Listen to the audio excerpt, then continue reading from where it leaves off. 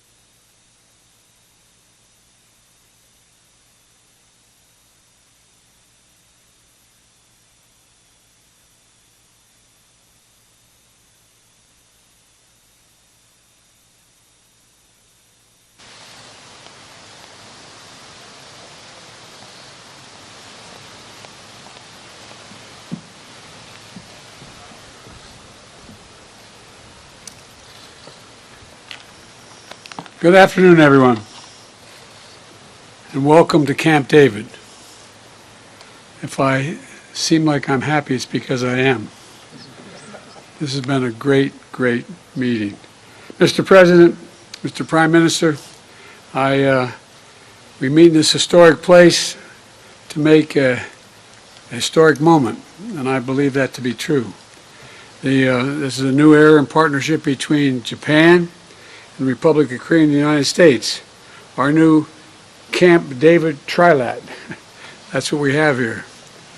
But before we dive into the progress we've made today, if you excuse, we used to say in the Senate, a point of personal privilege, I want to start by expressing my appreciation for the contribution that your countries have made toward the relief following the devastating wildfires in Hawaii. I want to thank you both on behalf of the American people. I also want to note that my team is closely monitoring Hurricane Hillary, which has the potential to bring significant rain and flooding to Southern California. FEMA has prepositioned personnel and supplies in the region, and they're ready to respond as needed. I urge everyone in the path of this storm to take precautions and listen to the guidance from state and local officials. And you've heard me say it before, the Republic of Korea and Japan are capable and indispensable allies. Now to the purpose of why we're here. America's commitment to both countries is ironclad, and my personal commitment to bringing these three nations together was real from the very beginning. Since last summer, we've met on the margins of the NATO summit in Spain, the ASEAN summit in Cambodia, and the G7 summit in Japan. Today, we've made history with the first ever standalone summit between the leaders of our three countries, as well as our commitment to meet together on the leader level annually and to have all our relative cabinet member people meet on a regular basis from this point on. Not just this year, not next year, forever. That's the intention. And so I want to recognize the important work that both of you have done and the political courage, and I mean this sincerely, the political courage that you both demonstrated to resolve difficult issues that have stood in the way for a long time of a close relationship between Japan and Korea and with the United States. Your leadership, with the full support of the United States, has brought us here because each of you understands that our world stands at an inflection point. A point where we're called to lead in new ways, to work together, to stand together. And today I'm proud to say our nations are answering that call. First, we're elevating our trilateral defense collaboration to deliver an Indo-Pacific region that includes launching annual multi-domain military exercises, bringing our trilateral defense cooperation to unprecedented levels. We're doubling down on information sharing, including on the DPRK's missile launches and cyber activities, strengthening our ballistic missile defense cooperation, and critically, we've all committed to swiftly consult with each other in response to threats to any one of our countries from whatever source it occurs. That means we'll have a hotline to share information and coordinate our responses whenever there is a crisis in the region or affecting any one of our countries. And today, we've all reaffirmed our shared commitment to maintain peace and stability in the Taiwan Straits and addressing economic coercion. We're going to continue to counter threats from the DPRK, including cryptocurrency money laundering to the tune of billions of dollars, potential arms transfer in support of Russia's brutal war against Ukraine. And together, we're going to stand up for international law, freedom of navigation, and the peaceful resolution of disputes in the South China Sea. Second, we're expanding our economic cooperation to build an Indo-Pacific that is peaceful and prosperous. Today, we've committed to launch a new, what we call a supply chain early warning system, a supply chain early warning system pilot, and which will alert our nations to disruptions of certain products and materials like critical minerals or batteries, so we can get ahead of the issues as they appear with the experience that we've experienced during the pandemic. Excuse me, this is falling off. There you go. And building on the G7-led Partnership for Global Infrastructure and Investment, we're deepening cooperation between our development finance institutions to mobilize more financing for quality infrastructure and secure communications technology to help low-income and middle-income countries throughout the region take on the challenges that matter most to their people. And finally, our partnership is about building a better future for our people. That's why we're deepening our cooperation on global health and launching a trilateral expert exchange in support of the U.S. Cancer Moonshot Initiative. That's going to, I believe, change cancer as we know it. It matters a great deal to me and to families all across our 3 countries. In the United States, we are revolutionizing the way we do cancer research, and together, the 3 of us, I'm confident we can harness our shared spirit of innovation and end cancer as we know it. We're also launching a new collaboration between our national laboratories and advance our science knowledge and technological capabilities together. As we do, we'll work in lockstep to set the standards for safe, secure, and trustworthy emerging technology, including artificial intelligence, which a lot of work has to be done on. Let me close with this. Mr. President, Mr. Prime Minister, this is the first summit I've hosted at Camp David as President. I can think of no more fitting location to begin our next era of cooperation, a place that has long symbolized the power of new beginnings and new possibilities. In the months and years ahead, we're going to continue to seize those possibilities together, unwavering in our unity and unmatched in our resolve. This is not about a day, a week, or a month. This is about decades and decades of relationships that we're building. Mr. Prime Minister, Mr. President, I want to thank you for your leadership, and I say it again, for your courage that brought us together. And I look forward to working with both of you ahead. Now I will yield to, who am I yielding to? Distinguished guest, the President of the Republic of Korea. We needed the voice of God to tell us that. First of all, I'd like to thank President Biden for his warm hospitality. It is a great pleasure to visit Camp David along with Prime Minister Kishida. Camp David is a site that bears historical significance where important diplomatic decisions were made at critical junctures of modern history. In order to respond to today's unprecedented public crisis, the ties between our 3 countries, which are the most advanced liberal democracies in the region and major economies leading advanced technology and scientific innovation, are more important than ever. From this moment on, Camp David will be remembered as a historic place where the Republic of Korea, the United States, and Japan proclaim that we will bolster the rules-based international order and play key roles to enhance regional security and prosperity based on our shared values of freedom, human rights, and rule of law. Today, we, the 3 leaders, held the very first standalone trilateral summit marking a new chapter in our trilateral cooperation.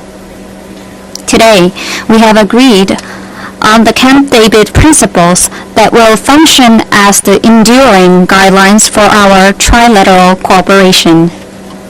In addition, we have developed the spirit of Camp David, which is a document embodying the vision of our trilateral cooperation and ways to translate our will to cooperate into action.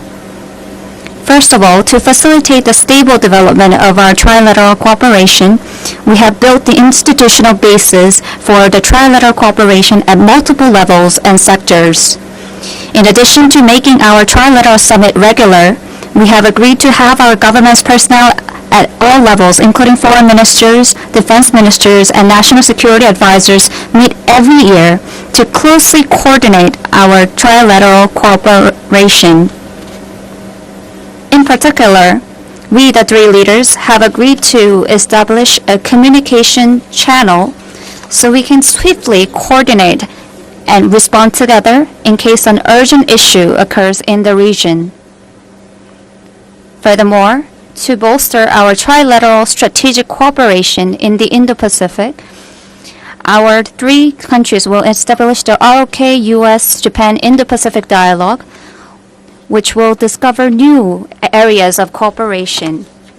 Also, along with the economic security dialogue led by our three countries' NSCs, we have agreed to found a consultative body for development policy coordination and also build cooperation frameworks in various sectors, including global health and women empowerment. We have also decided to hold our ROK, US, and Japan Global Leadership Youth Summit to strengthen ties between our future generations.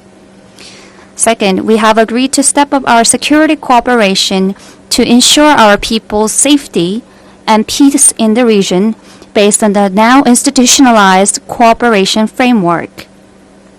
First of all, to this end, we have consulted on practical ways to cooperate aimed at improving our joint response capabilities to North Korea's nuclear and missile threats, which have become sophisticated more than ever.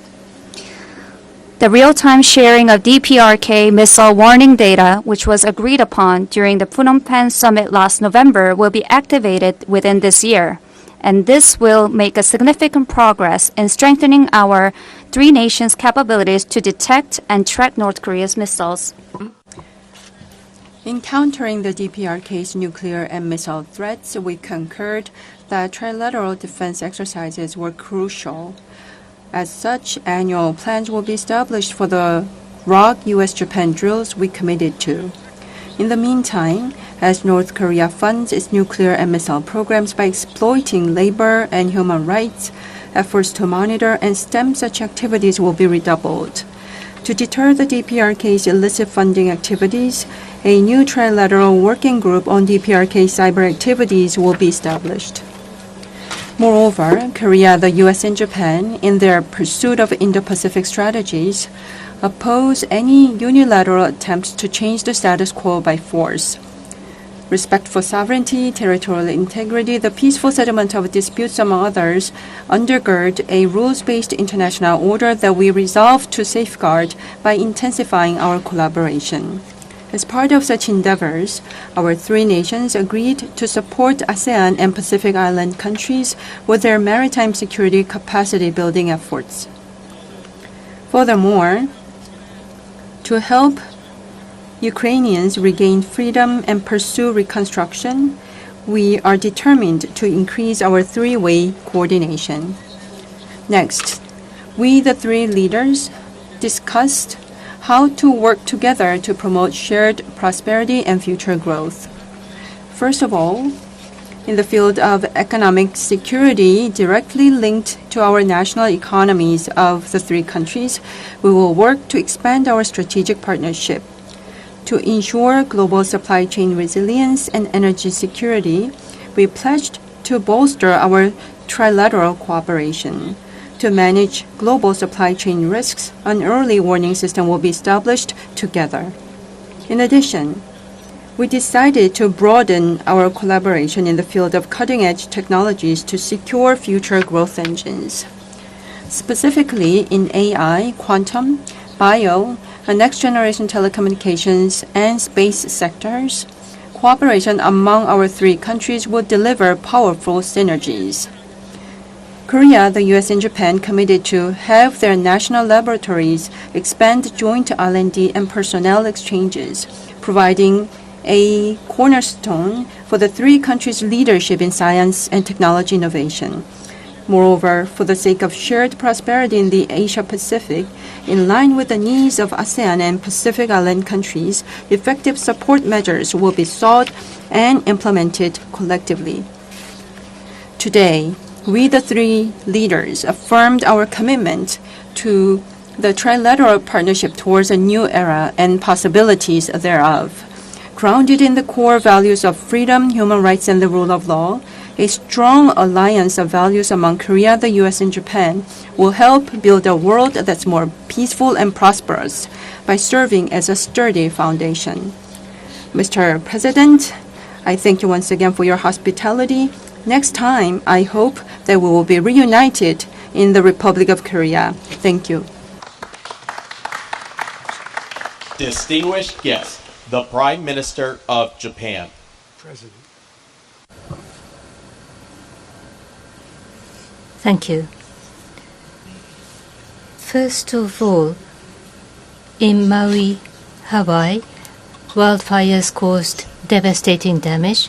I express my sympathy, and I really pray for the peace of those who have lost their lives. In order to offer support, a total of $2 million worth of support by our country has been decided, and therefore the relief for the affected people and for the earliest recovery of the affected areas, Japan will proactively do our contribution. Today, I have visited Camp David, and the three of us have spent a truly meaningful time. I express my heartfelt gratitude to Joe for the kind invitation. Together with Joe and President Yoon, this has been a precious opportunity for myself to further deepen the relationship of trust and confidence. For the first time ever, instead of in the sidelines of multilateral conferences, we have held the Trilateral Summit on a stand-alone basis. Here at Camp David, numerous historical meetings have taken place, and it is a huge honor to have printed a fresh page in its history with this meeting. The foundation of the trilateral collaboration are the solid, firm, bilateral relationships. The three of us have understood this more than anyone else and have executed our understanding in practice. In January this year, I visited the United States, and later President Yoon visited Japan in March, and then to the US in April. And in May, I myself traveled to South Korea, and we have bolstered our mutual relationship. At the moment, the free and open international order based on the rule of law is in crisis. Due to Russia's aggression of Ukraine, the international order is shaken from its foundation. The unilateral attempts to change the status quo by force in the East and South China Seas are continuing, and the nuclear and missile threats of North Korea is only becoming ever larger. Under such circumstances, to make our trilateral strategic collaboration blossom and bloom is only logical and almost inevitable, and is required in this era. The three of us here today declare our determination to pioneer the new era of Japan-US ROK partnership. How we will advance the cooperation of our three countries going forward. I will discuss from three perspectives. Firstly, the coordination between the Japan-US and the US-ROK alliances will be reinforced and trilateral security cooperation will be brought to a new height. At this meeting, we agreed to hold the Japan-US-ROK multi-domain joint exercises on an annual basis. Furthermore, regarding the real-time sharing of North Korea's missile warning information that we agreed last November, the initial steps have been implemented and an important first step has been advanced towards the launch of the mechanism by the end of the year. We also agreed on the establishment of the working group on North Korea's cyber activities considered to be the source of finance for nuclear and missile development and on other matters. The second point is the promotion of cooperation between the United States, Japan, and South Korea, and the expansion of their areas of cooperation. Regarding the response to North Korea, in addition to strengthening regional deterrence and response capabilities, the three countries agreed to strengthen cooperation for the full implementation of sanctions and to work closely together in the UN Security Council, where all three countries will be members in 2024.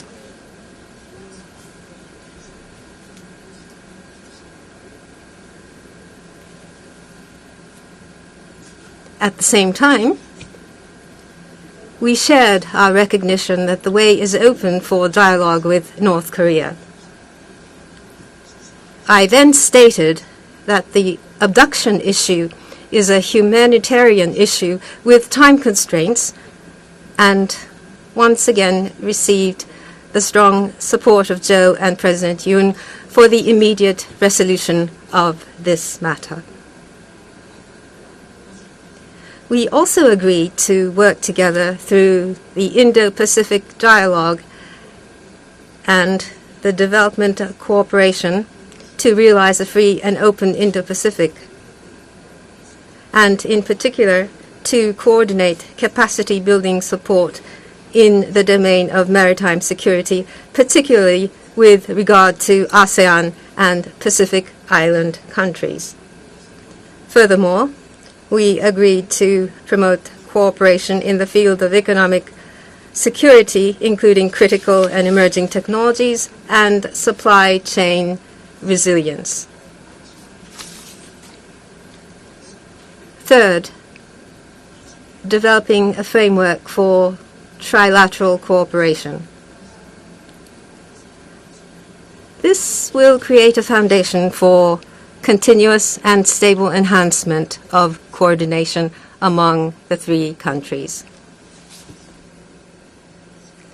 After confirming that the three countries will promote multi-layered cooperation at all levels, it was agreed that the trilateral summit meeting will be held at least once a year.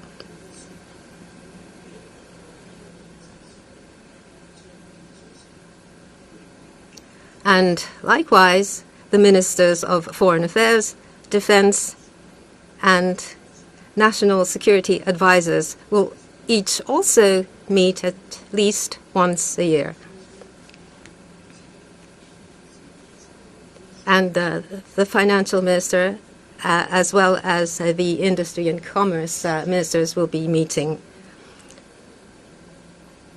We will consider the Camp David principles issued today at a historic turning point for the international community to be a new compass for trilateral cooperation, and we will vigorously implement the concrete cooperation outlined in the Camp David statement of Japan, ROK, and US on our partnership, together with Joe and President Yoon, we will continue to work to further strengthen the strategic partnership between the three countries in order to safeguard a free and open international order based on the rule of law.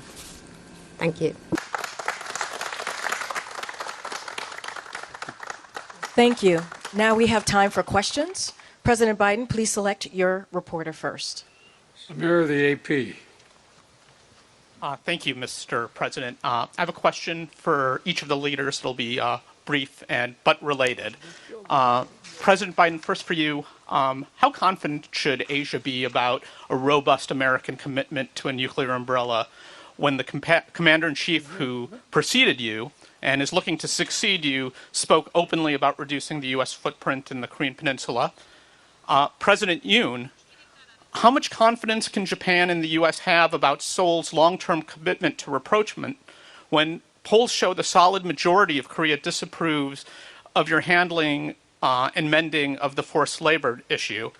And Prime Minister Kishida, what assurances can you give to your country's citizens who fear bolstering your security cooperation in this matter could lead to the country into an economic Cold War with China? And if you'll indulge me, Mr. President, on a domestic matter, what is your reaction to the special counsel appointment last week into your son? Thank you. Well, first of all, look, there's not much, if anything, I agree on with my predecessor on foreign policy. His America First policy, walking away from the rest of the world, has made us weaker, not stronger. America's strong with our allies and our alliances, and that's why we will endure. And it's a strength that, quite frankly, that increases all or three of our strengths. This is just about one summit. What makes today different is it actually launching a series of initiatives that are actually institutional changes in how we deal with one another. And security cooperation, economic cooperation, technology cooperation, development cooperation, consultation exercises, and all of this will create its own momentum, I believe, year by year, month by month, to make the relationship stronger and more certain to remain, to be in place. And with regard to these results, I think are going to keep it going, and I think are going to benefit all our countries. And with regard to the second question, I have no comment on any investigation that's going on. That's up to the Justice Department, and that's all I have to say.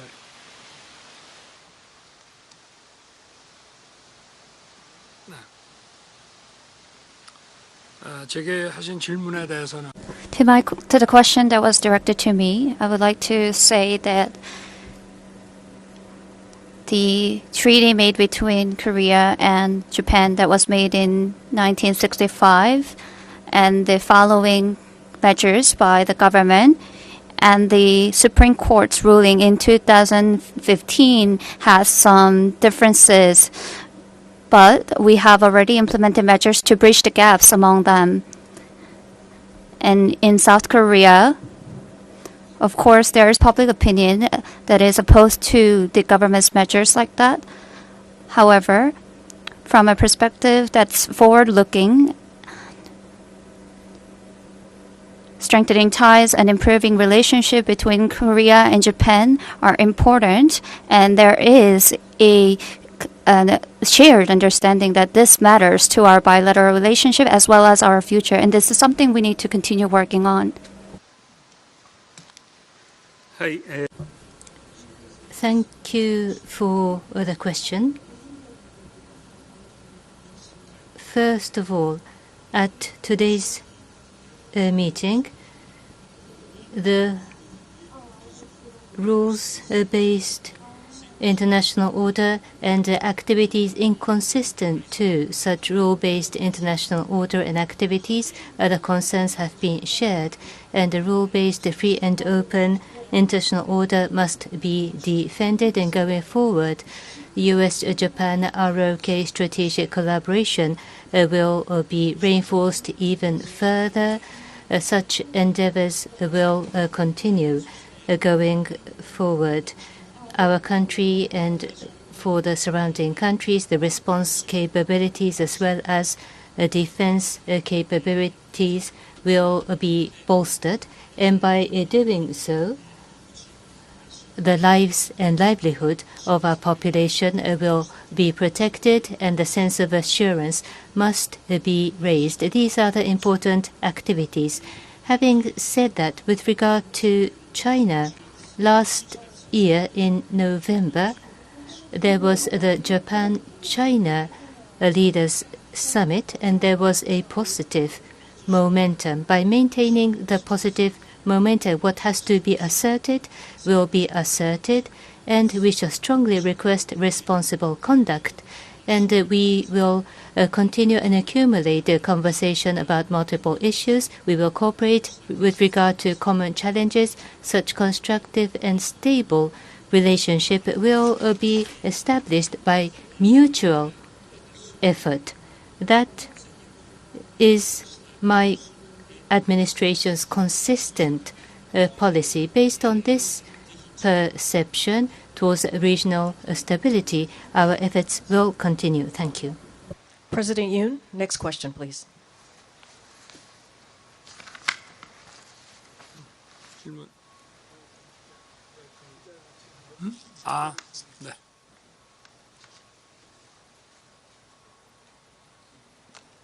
자, 우리 Money Today. Please go ahead and ask a question.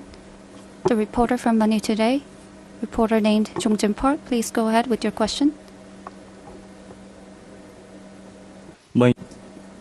Hi, I'm Jongjin Park of Money Today. First of all, I would like to ask a question to President Yoon Suk-yeol of the Republic of Korea. I heard that you stated that a new chapter has opened in our trilateral cooperation with the two countries. Compared to the previous summit, what would be the most significant outcome that you gained through the summit? And also, from the perspective of our people, what will be the benefit that the people of Korea would feel from these strengthening of ties? And now my question goes to President Biden. During this summit, the issues of detainees or prisoners of wars, and you mentioned that there will be further cooperation in these human rights issues, and you also said you would support the free and peaceful Korean Peninsula in the region. And what kind of shift would there be in your policy, and what kind of specific solutions do you have in these regard? Lastly, I would like to direct my question to Prime Minister Kishida. Today, we had a historic trilateral summit. However, there was much backlash and many concerns in Korea. However, President Yoon showed his political courage to do so. That's the international community's evaluation. However, there are still concerns that Japan is making very passive efforts to resolve our issues that still remain. And also, how would you be able to show your truthful willingness to resolve and improve our bilateral relations going forward? First of all,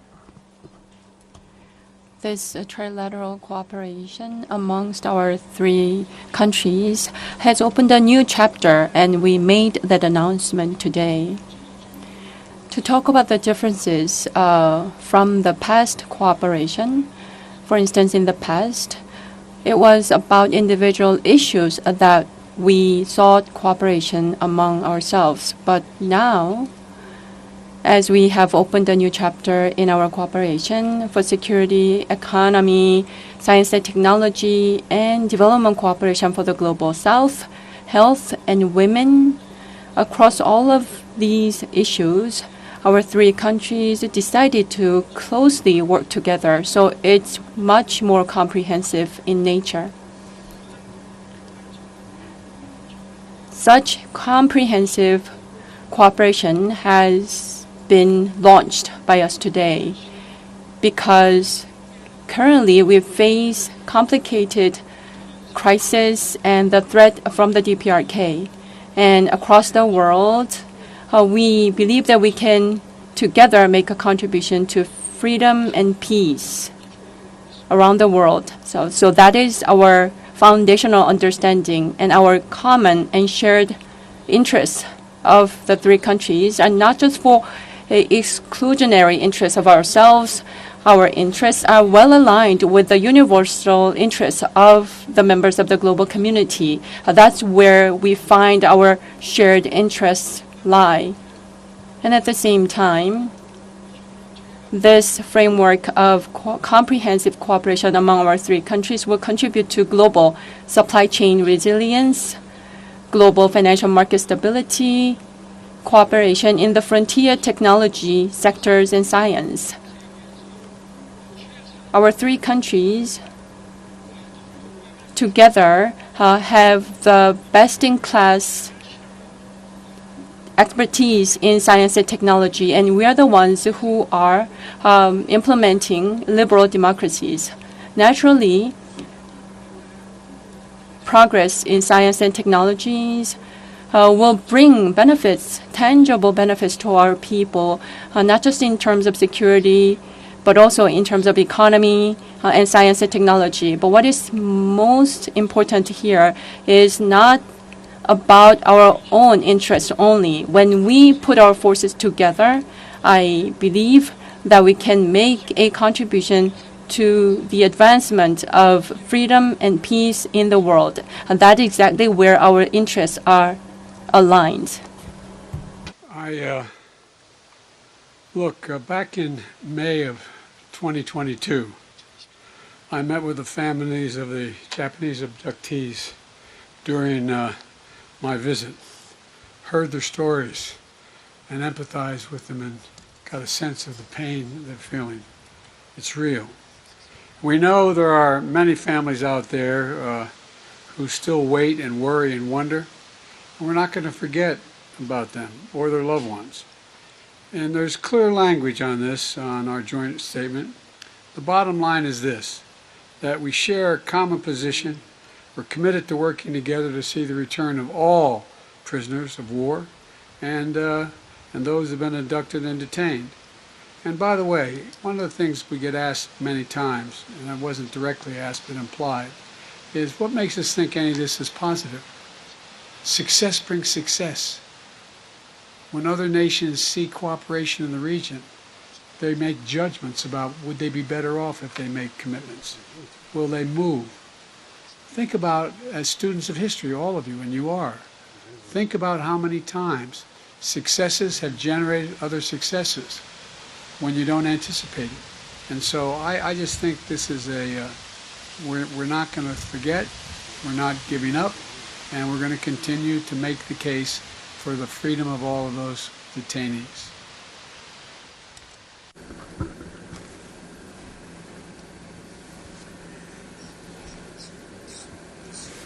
With regard to your question for me, first of all, I have strong feelings about strengthening bilateral relationships between ROK and Japan. I share that with President Yoon. The two countries, in dealing with international challenges, should cooperate. We're both important neighboring countries, and so friendship with President Yoon and the relationship of trust based on this, both countries as partners should open up a new era, and that is my thinking. This year, President Yoon came to Japan, and I visited the ROK. At international fora, we have repeated meetings. We have had repeated meetings. And between our two countries, including the economy and security, we've had forward-looking and concrete approaches which were started. It's already in motion dynamically. Economic security dialogue was started, or it has been decided on. In the area of export control, there have been progress, and also financial ministers and defense ministers have had meetings. And so we've had this very positive, forward-looking developments. And these are seen not only in the public sector, but also in the private sector. We see a slate of developments, human exchanges and exchanges between business circles. We're seeing very active developments in all of these areas, and that is a reality. Going forward, we hope to accumulate these approaches along with President Yoon to strengthen our bilateral relations even further by generating results. We hope that people will understand Japan's feelings toward our bilateral relations, and we'd like to continue such efforts. Thank you. Hi. Thank you very much. Then let me see from Kyoto, Tajiri-san, Kyoto News. Tajiri, Kyoto News. At Camp David with history, I do have a question to each of the leader. Mr. President Biden, it was mentioned at this summit meeting, but Russia's aggression of Ukraine is continuing. So what role do you expect of Japan? Prime Minister Kishida has mentioned that as China's threat in Asia is rising, Ukraine may be East Asia tomorrow. What do you think about this comment, President Biden? Under the situation in Asia where China's threat is rising, what is the meaning and significance of the trilateral relationship of Japan-US ROK becoming stronger in multiple layers? President Yoon, I have a question to Your Excellency.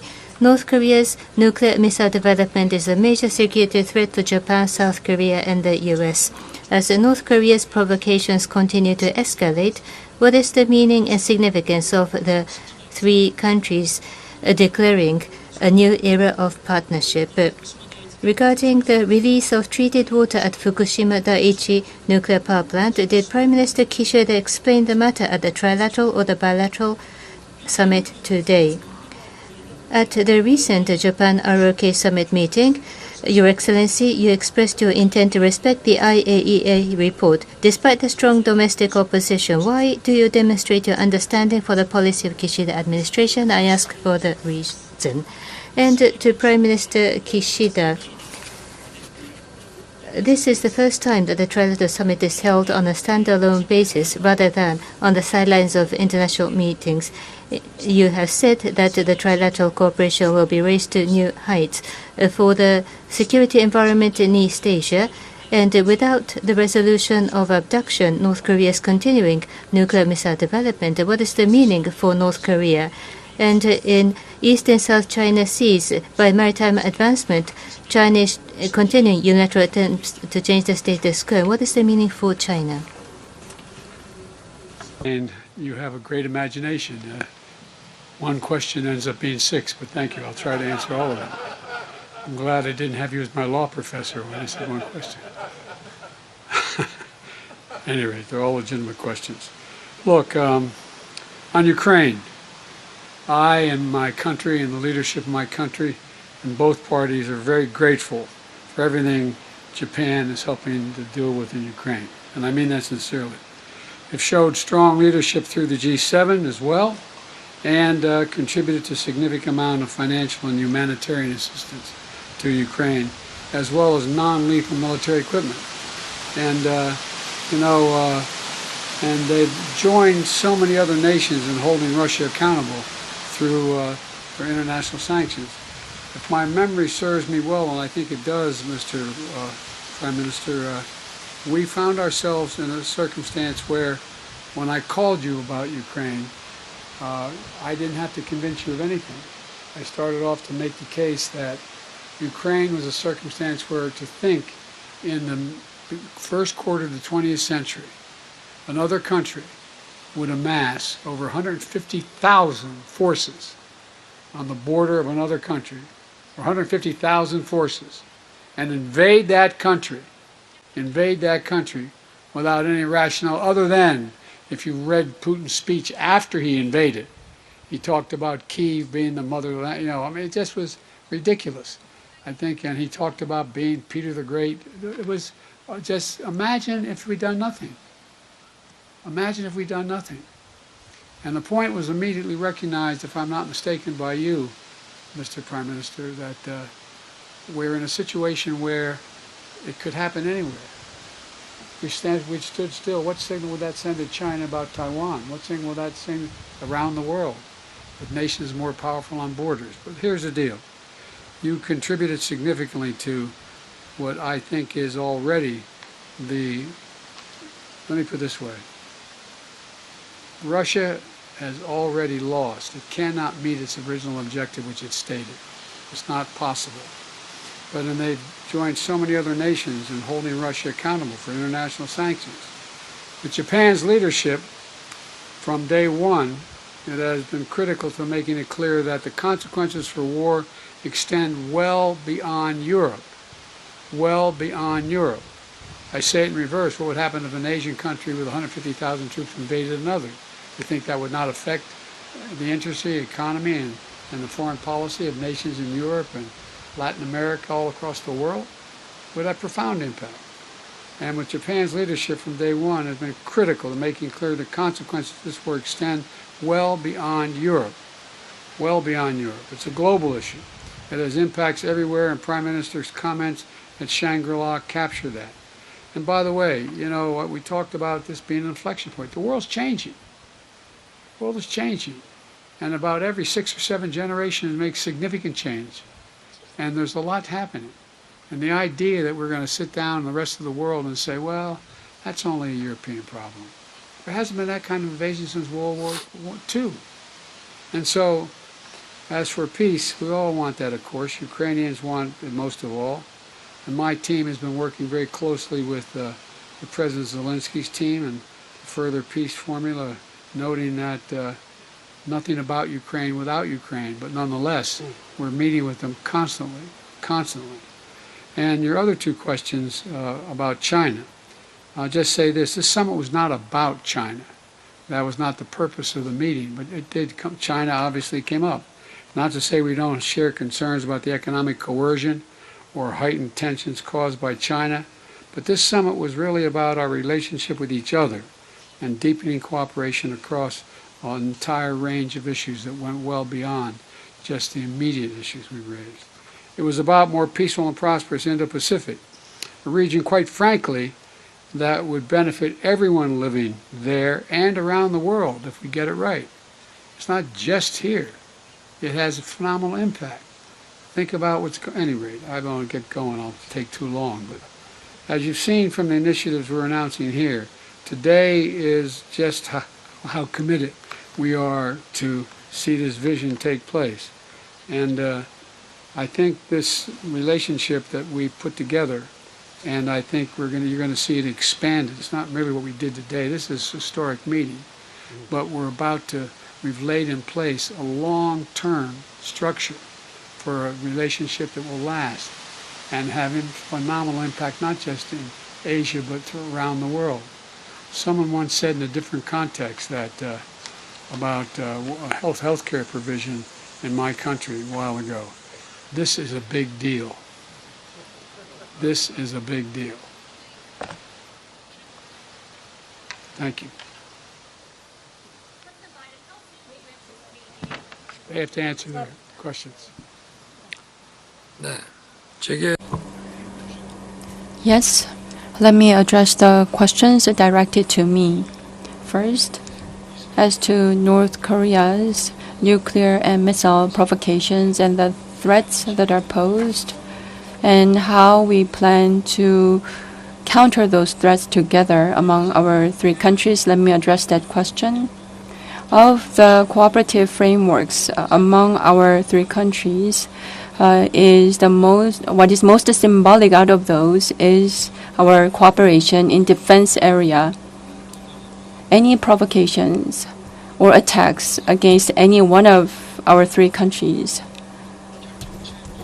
will trigger a decision-making process of this trilateral framework, and our solidarity will become even stronger and harder. And at the same time, missile information will be shared in a real-time basis, and systematic training and drills will be implemented in accordance with the systematic annual schedules, regular schedules, and regular trainings that we plan to carry out together against the DPRK's missile provocations. That will be our response.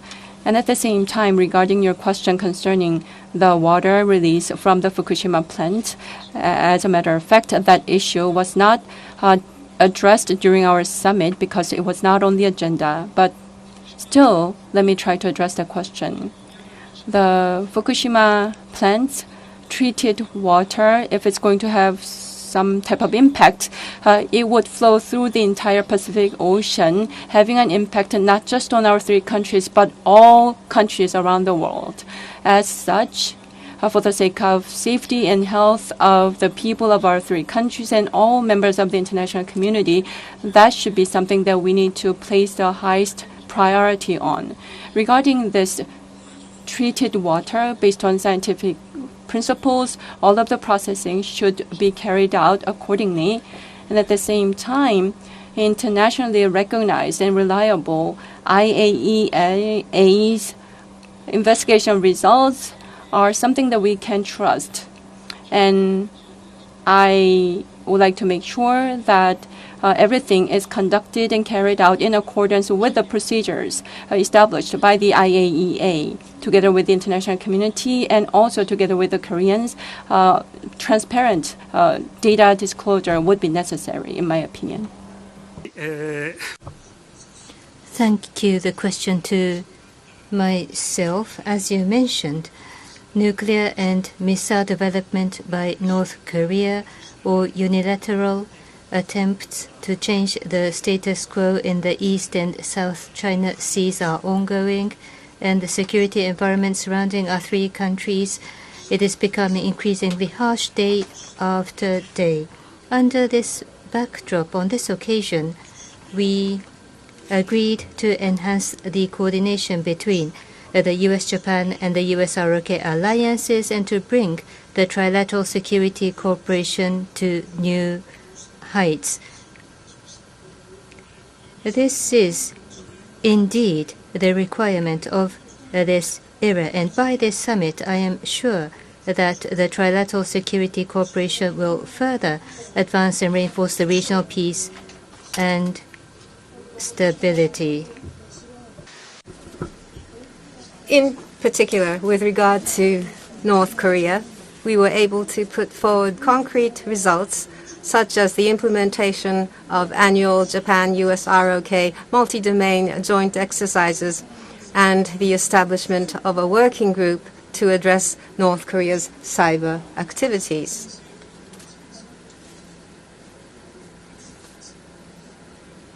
I also stated that the abduction issue is a humanitarian issue with time constraints, and Joe and President Yoon reiterated their strong support for the immediate resolution of this matter. We also shared our recognition that the path to dialogue with North Korea is open.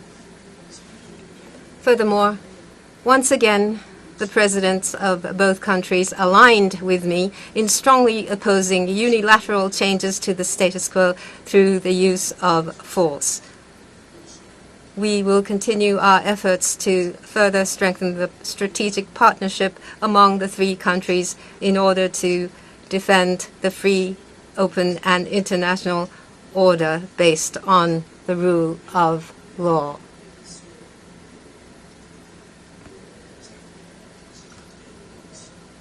That is all. Thank you. Concludes. I expect and hope to follow up on our conversation on Bali this fall. That's my expectation. Thank you. This concludes our press conference. Please stay seated as the leaders depart, please. Please stay seated. We're winning all the competitions.